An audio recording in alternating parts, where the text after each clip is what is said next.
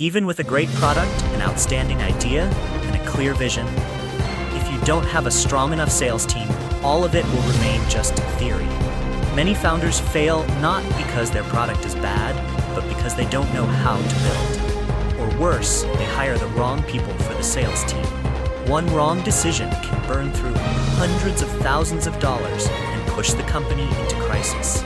Don't let yourself be the next victim of these expensive mistakes. So how can you not only build, but also operate and scale an effective sales team? And what causes so many people to repeat the same disastrous mistake? The answer lies just ahead. Part 1, Product Validation, a must before building a sales team. There is nothing more foolish than hiring salespeople when you yourself haven't been able to sell the product. This is a raw truth, but it must be said outright.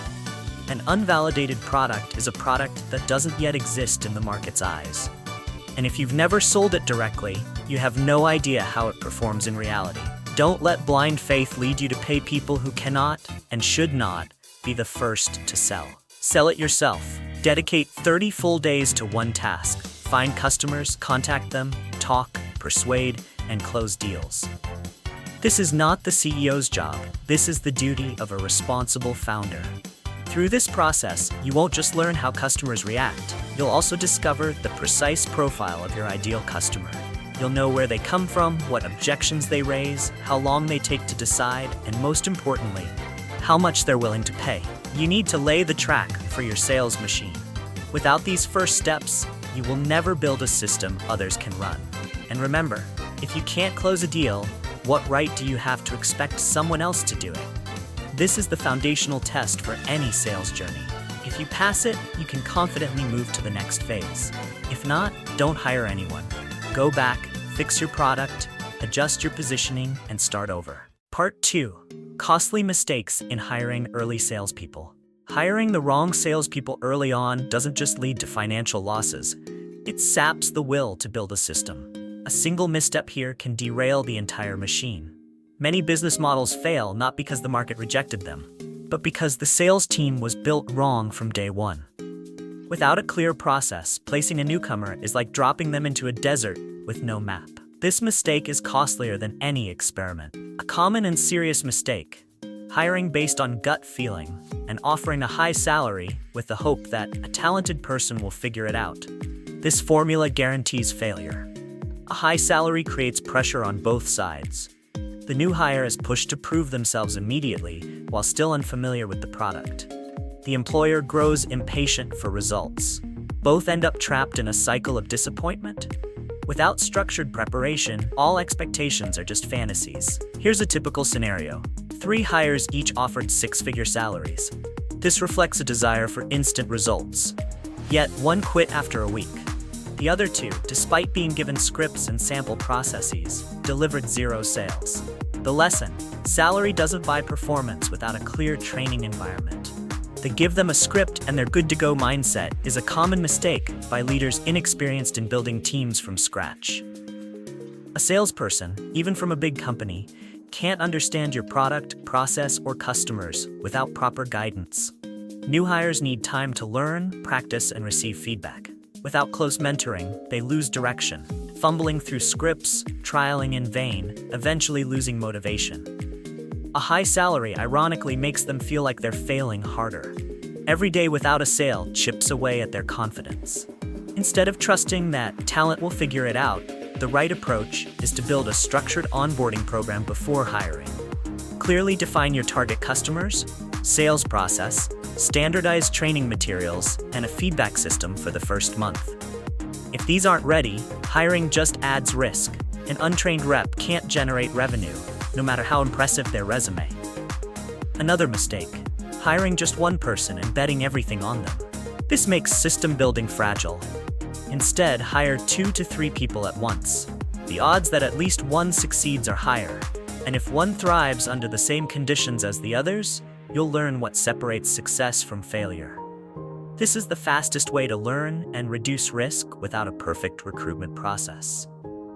Hiring salespeople is not about finding the perfect superstar. It's about designing an ecosystem that develops people from the ground up. To have great sellers, The company must become a professional training organization. Every great seller is a result of the right investment. Conversely, every failed hire reflects an incomplete system. Lessons that cost hundreds of thousands teach one truth. Hiring right isn't enough. You must train right. Part 3. A sound compensation structure for your sales team. One key factor in your sales team's survival is the compensation structure. The big question: how do you motivate without overwhelming? The answer lies in balance between fixed and performance-based pay. The ideal formula: 50% base salary plus 50% OTE, on-target earnings. This creates commitment without suffocation. It allows sellers to focus on results without being obsessed with money from day one. If you offer 100% base salary, you buy presence, not performance. If you offer 100% commission, you force them into desperation. Both extremes are wrong. Build a strong foundation where they feel safe to learn, but still push to earn results. With 50% base, they know their effort is valued. With 50% OTE, they know results matter most. This model not only motivates, but also improves retention. And remember, when you talk about OTE, be specific. Many companies promise OTE, but it's never realistically attainable. This erodes trust. Be transparent. What is the OTE? How long does it take to achieve? What percentage of the team is actually hitting it? When you take that promise seriously, you attract top talent. People who want a fair game with a worthy reward. Part 4. Sales Training Program. Non-negotiable. No one is born knowing how to sell your product. Even people who've sold millions will fail without guidance on your product, customers, and process. The biggest mistake is thinking, just give them a script. No, they need coaching, practice, and feedback. You need at least 1 month of intense coaching. Every day must be a practical session. No fluff, no boring slides, only interaction, role play, and constant feedback. In the first month, the manager or you must act as the coach. Each day is a cycle: knowledge check, call simulation, error fixing, repeat. Don't expect miracles. Don't expect self-growth. The better your training, the faster they grow. This is a must-invest area. Skipping this stage is setting yourself up for failure. You don't want to pay the price of a mistake repeated. Effective training isn't just about conveying information. It's about turning a newcomer into a warrior. They must sell under real pressure from the first week, but under supervision. Teach them objection handling. Make them role-play dozens of times. Create a tight coaching schedule. Someone guided well in the first month will perform 10x better than someone left alone. Part 5. Managing Expectations. Quotas and Sales Team Psychology. One common mistake in managing a sales team is setting short-term expectations too early. Pressuring employees to hit monthly quotas right from the start creates massive stress. They don't understand the process yet, they're not familiar with the product, but they already face a weekly target. How many deals can they close? This pressure throws them off balance. They sell out of fear. They burn through leads too fast, and they fail. Buyers can sense this desperation in their voice. A practical solution is to switch to quarterly quotas. The first 3 months should be for learning and experimentation. That doesn't mean going easy. It means creating a realistic time frame for real results. Quarterly quotas support psychological stability. They allow sellers to adjust continuously without immediate pressure.